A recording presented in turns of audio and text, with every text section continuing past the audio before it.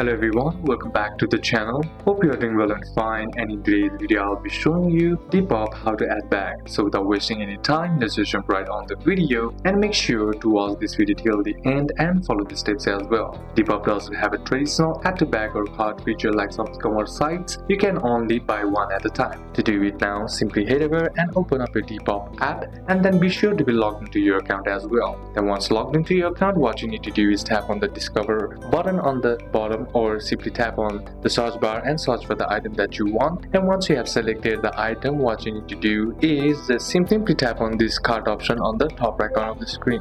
And once you do that, all you have to do is select the item or simply head over and then tap on buy.